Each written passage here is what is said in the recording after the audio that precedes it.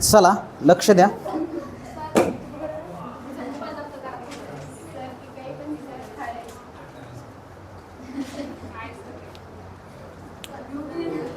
Welding transformer हा एक concept आपण बघत आहोत. ऑलरेडी तुम्हाला माहिती आहे वेल्डिंग ट्रान्सफॉर्मर काय आहे. याच्यामध्ये तुम्हाला डिटेल सांगत नाही, कन्सेप्ट समजून घ्या. लक्ष द्यायचं आहे. सिलॅबसचा शेवटचा कन्सेप्ट आहे. आणि असं होऊ नये की मी तुम्हाला या आणि एक्सप्लेन करा म्हणायला लावेल आणि तुम्हाला ते जमणार नाही. ओके, त्याच्यामुळे लक्ष द्यायचं आहे, आगाऊपणा करायचा नाही. ओके, आणि हे सगळं रेकॉर्ड होते परत. बाळे मोबाईल ठेवून दे. सो वेल्डिंग ट्रान्सफॉर्मर हे एक असं स्पेशल ट्रान्सफॉर्मर आहे जे आपण वेल्डिंगमध्ये वापरतो. पाहिलं असेल ना तुम्ही. वेल्डिंग ट्रान्सफॉर्मर हे कशावर वर्क करतं आहे? स्टेप डाऊन प्रिन्सिपलवर वर्क होतं. व्होल्टेज स्टेप डाऊन होतं तर त्याच वेळेस काय होतं, करंट स्टेप अप होतो. आणि स्टेप अप झालेला करंट, जास्त झालेला करंट काय करतो, मटेरियलला मेल्ट करण्यासाठी वापरतो. आणि मेल्ट केलेलं नंतर त्याला प्रेशर देऊन, रेजिस्टर वेल्डिंग असेल तर प्रेशर देऊन, आणि आर्क वेल्डिंग असेल तर विदाऊट प्रेशर आपण काय करतो, मटेरियलला जॉईन करतो आणि दोन मटेरियलचं एक होमोजिनियस मटेरियल बनवतो. तर ही वेल्डिंगची प्रोसेस आहे. So formation of one material from different metals is nothing but welding, and it is carried out with the help of welding transformer, and it work on step down principle. बघा, it is म्हणजे काय, welding transformer. Welding transformer is a special type of transformer having lower primary current. प्रायमरीला current कसा असेल, कमी असेल, voltage जास्त असेल. आणि सेकंडरीला काय असेल, व्होल्टेज कमी होईल आणि करंट जास्त होईल. having lower primary current and higher secondary current. So it is step down transformer with large number of primary and less number of secondary current. So secondary current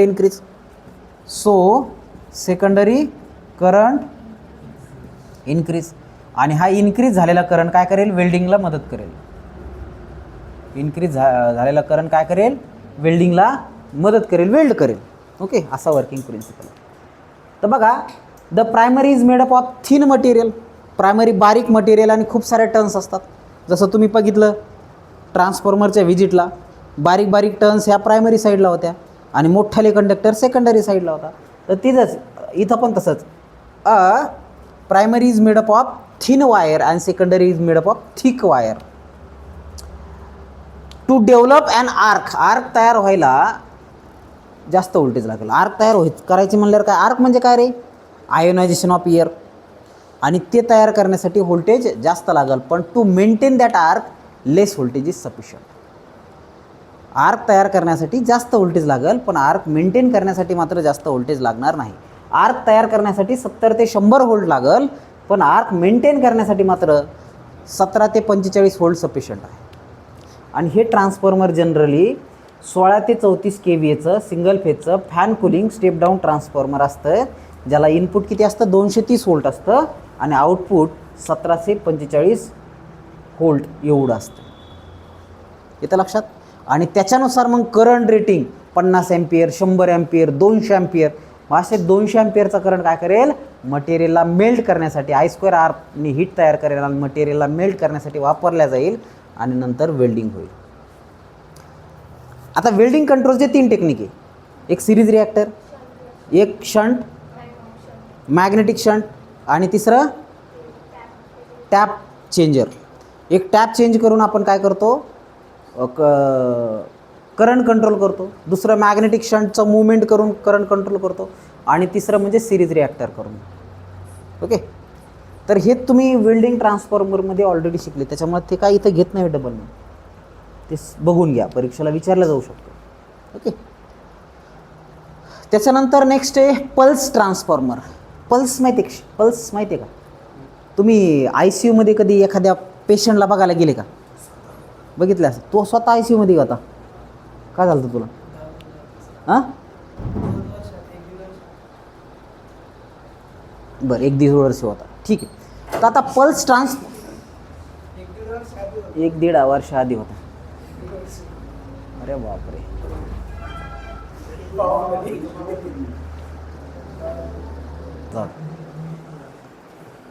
pulse transformer आपण बघत आहोत. Pulse transformer काय आहे रे? असं transformer आहे जे काय करतं आहे, पल्स ट्रान्सफर करते. Okay, primary to secondary pulse transfer करतं आहे. तर तुम्ही ICUमध्ये गेल्याच्या नंतर तुमच्या पल्सेस बघितल्या असतील. बघितल्या का? म्हणजे तू तर ICUमध्ये होता म्हणे, आणि दीड वर्षापूर्वी ICUमध्ये नव्हता तो, नाही तर तुम्ही वेगळा अर्थ काढायचा. तर पल्स ट्रान्सफॉर्मर काय करते बघा, पल्स अशा पल्सेस आहेत तोपर्यंत माणूस जिवंत आहे, आणि कॉन्स्टंट झाल्याचा अर्थ संपला, ऑफ झाला तो. ओके, आता हे पल्स म्हणजे तुमची जी विड्थ आहे त्या विड्थला वेगवेगळ्या याच्यामध्ये कन्वर्ट करण्याचं काम, वेगवेगळ्या पल्सेसमध्ये कन्वर्ट करण्याचं काम, किंवा वेगवेगळ्या पल्सेस ज्या आहेत त्या ट्रान्सफर करण्याचं काम पल्स ट्रान्सफॉर्मर करतं आहे. ते कुठं वापरतो आपण? ट्रिगरिंग सर्किट, SCRला ट्रिगर करण्यासाठी पल्स ट्रान्सफॉर्मर वापरतो. त्याच्यानंतर कंट्रोल सर्किटरीमध्ये. ओके, तुम्ही क्लॅम्पर शब्द ऐकले का? तर तिथं आपण ट्रिगर पल्सला कंट्रोल करण्यासाठी. त्याच्यानंतर पल्स विड्थ मॉड्युलेशन ऐकले का? त्याच्यासाठी वापरू शकतो. त्याच्यानंतर मायक्रोवेव्ह ट्यूब ॲप्लिकेशन. त्याच्यानंतर आयसोलेशन ट्रान्सफॉर्मरमध्ये पण व्होल्टेज स्पाइक कमी करण्यासाठी आपण त्याचा वापर करू शकतो. तर हे काय असतं? It is specially design to couple pulse from primary to load side. एका प्रायमरी साईडपासून तर सेकंडरी साईडपर्यंत पल्स ट्रान्सफर करण्याचं काम हे करतं आहे, without changing shape of pulse. पल्सचा शेप चेंज नाही करत. Okay, so it is a small size transformer suppose to couple the pulse from primary to secondary. Okay, प्रायमरीला जी पल्स भेटली त्या पल्सला सेकंडरीला प्रोव्हाइड करण्याचं काम करतं. आता जनरली आपलं साधं ट्रान्सफॉर्मर काय करतं आहे? प्रायमरीला काय भेटतं आहे? अल्टरनेटिंग सप्लाय, म्हणजे सायनोसॉइडल वेव्ह. तेच सायनोसॉइडल वेव्ह सेकंडरीला ट्रान्सफर करण्याचं काम कोण करतं? आपलं ट्रान्सफॉर्मर करतं. हे फक्त पल्स ट्रान्सफर करतं आहे, बस याची स्पेशालिटी आहे. ओके, आता पल्समध्ये हा काय असतो? रायझिंग टाईम असतो. त्याच्यानंतर हा तुमचा ड्रॉप टिल्ट आहे, ड्रॉप किंवा टिल्ट म्हणू आपण त्याला. त्याच्यानंतर हा तुमचा फॉलिंग टाईम आहे, नाही हा फॉलिंग टाईम आहे हा. त्याच्यानंतर हा एकदम ॲब्रप्ट, ज्याला आपण काय म्हणतो सडनली ट्रान्झियंट म्हणू, याला डाऊन ट्रान्झियंट म्हणू. आणि हे काय आहे? अंडरशूट किंवा बॅक स्विंग, म्हणजे तुमचं पल्सेस अशी वर जाणार, नंतर थोडी कमी होऊन काय होईल? थोडा काय टिल्ट देईल, आणि त्याच्यानंतर परत ती नॉर्मलाइज होईल, परत बॅक स्विंग होईल, आणि परत मग ते स्टेशनरी होईल. परत दुसरी पल्स अशाच पद्धतीने, परत तिसरी पल्स. तुम्ही बघितली असते ना या टाईपच्या पल्सेस, तुमच्या हृदयाच्याच पल्सेस किंवा अजून कोणत्या पल्सेस या टाईपच्या.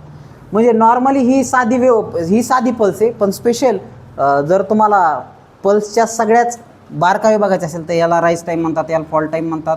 हे मॅक्सिमम त्याची पीक व्हॅल्यू आहे, ही 0.9 ऑफ मॅक्सिमम किंवा पीक व्हॅल्यू आहे. याला ड्रॉप किंवा टिल्ट म्हणतात, याला अंडरशूट किंवा बॅक स्विंग म्हणतात, याला फॉल टाईम म्हणतात, याला राईज टाईम म्हणतात. ओके, हे पल्सेसचं. तर हे ट्रान्सफॉर्मर, पल्स ट्रान्सफॉर्मर, याचं एखाद्या वेळेस ॲप्लिकेशन विचारलं जाऊ शकतं की what are the different application of pulse transformer, किंवा व्हॉट इज पल्स ट्रान्सफॉर्मर. तर पल्स ट्रान्सफॉर्मर काय? असं ट्रान्सफॉर्मर जे काय करतं आहे? Primary to secondary pulse transfer करण्याचं काम करतं. आता बघा आयसोलेशन ट्रान्सफॉर्मर. आता काय बघायचं आपल्याला? Isolation transformer. So it is a special design transformer which isolate one circuit from another circuit. तर हे असं स्पेशल ट्रान्सफॉर्मर आहे जे काय करते? फक्त आयसोलेशनसाठी आपण वापरतो. कुठं वापरतो? आयसोलेशनसाठी. एक पार्ट दुसऱ्यापासून सेपरेट करण्याचं काम, खतम. आता याच्यामध्ये प्रायमरी आणि सेकंडरीच्या टर्म्स सारख्याच असतात. ओके, प्रायमरीच्या टर्म्स, ही प्रायमरी वाइंडिंग आणि ही सेकंडरी वाइंडिंग. N1 आणि N2 काय असेल रे? सेम असेल. N1 आणि N2 सेम असेल. त्याच्यानंतर V1 आणि V2 काय असेल? सेम असेल. I1 आणि I2 काय असेल? सेम असेल. म्हणजे K किती असतो याचा? K = 1. म्हणून या ट्रान्सफॉर्मरला 1-1 ट्रान्सफॉर्मर असं सुद्धा म्हणतात. या ट्रान्सफॉर्मरला 1-1 ट्रान्सफॉर्मर का म्हणतात? कारण याची K1 असतं. Number of turns in primary and secondary are exactly equal. Primary current and secondary current are exactly equal. म्हणून या ट्रान्सफॉर्मरला 1-1 ट्रान्सफॉर्मर असं सुद्धा म्हणतात. ओके. आणि कुठं वापरतो आपण? It is use to isolate or disconnect the supply डिस्कनेक्शनसाठी वापरतो. ओके. आणि हे व्होल्टेज स्पाईक कमी करण्यासाठी सुद्धा वापरतात. म्हणजे आता इथं जे स्पाईक येत आहे ना, हे असं स्पाईक ते कमी करण्यासाठी सुद्धा याचा वापर करतात. बघा इथं पण आयसोलेशन ट्रान्सफॉर्मरमध्ये पल्स ट्रान्सफॉर्मर वापरलं. तर पल्स ट्रान्सफॉर्मर आयसोलेशन म्हणून वापरलं आहे. तर बघा आयसोलेशन ट्रान्सफॉर्मर काय करतं आहे, हे जे स्पाईक डेव्हलप झाले, ओके, वेव्हफॉर्म चांगली चाललेली होती, कोणीतरी त्याला दगड मारला, इथं सुजली, ती टेंगुळ आलं, त्याला टेंगळ माहिती आहे ना. तर हे असे जर समजा डेव्हलप झाले, हार्मोनिक डिस्टॉर्शन झालं, तर त्याला कमी करण्यासाठी कशाचा वापर करतो आपण? आयसोलेशन ट्रान्सफॉर्मरचा वापर करतो. ते काय करतं? सप्रेस करतं आहे. हे आहे ते सप्रेस करतं आहे. ओके. आउटपुट स्मूथ देण्याचा प्रयत्न करते. So it is use to disconnect the load from the ground and it reduce the amplitude of voltage spike. Voltage spike जे आलं आहे त्याचा ॲम्प्लिट्यूड कमी करण्यासाठी त्याचा वापर करतो. Okay. It is use in medical application. पुढं वापरतात ते मेडिकल ॲप्लिकेशनमध्ये. फॉर पेशंट सेफ्टी, पेशंटच्या सेफ्टीसाठी याचा वापर करतात. इट इज 1-to-1 ट्रान्सफॉर्मर आणि त्याची रेटिंग किती असेल? 100 व्होल्ट ॲम्पियर टू 3.5 kV, म्हणजे छोटं ट्रान्सफॉर्मर आहे. Okay. And it reduce ground loop interference. Ground loop interference कमी करण्यासाठी सुद्धा याचा वापर करतात. तर हे असे आयसोलेशन ट्रान्सफॉर्मर. तर ह्या तिन्ही ट्रान्सफॉर्मरचे ॲप्लिकेशन तुम्ही लक्षात घ्या, त्याचं वर्किंग लक्षात घ्या. ह्या तिन्हीपैकी एक प्रश्न परीक्षेला फायनलला येण्याची शक्यता अतिशय दाट आहे. आणि त्यातही आयसोलेशन ट्रान्सफॉर्मर, पल्स ट्रान्सफॉर्मर आणि ह्या 2 ट्रान्सफॉर्मरचे ॲप्लिकेशन फक्त ॲप्लिकेशन. ओके. वर्किंग तर सगळ्यांचेच विचारल्या जाऊ शकतील, परंतु याचं ॲप्लिकेशन मात्र अतिशय दाट शक्यता आहे ते विचारण्याची. ओके. किंवा असा प्रश्न असू शकतो, how isolation transformer reduce the amplitude of pulse. तर ते तुम्हाला डायग्रामॅटिकली सांगावं लागेल. Okay. So this is all about special type of transformer. काल आपण काय काय बघितलं? ॲटो ट्रान्सफॉर्मर बघितलं, कॉपर सेव्हिंगचं डेरिवेशन बघितलं. त्याच्यानंतर आज काय बघितलं? Welding transformer, pulse transformer, isolation transformer. याच्या अगोदर काय बघितलं? Instrument transformer, CTPT. तर हे सगळे स्पेशल टाईपचे ट्रान्सफॉर्मर आहे. हे सगळे लर्न करून घ्या, समजून घ्या. ओके. चल.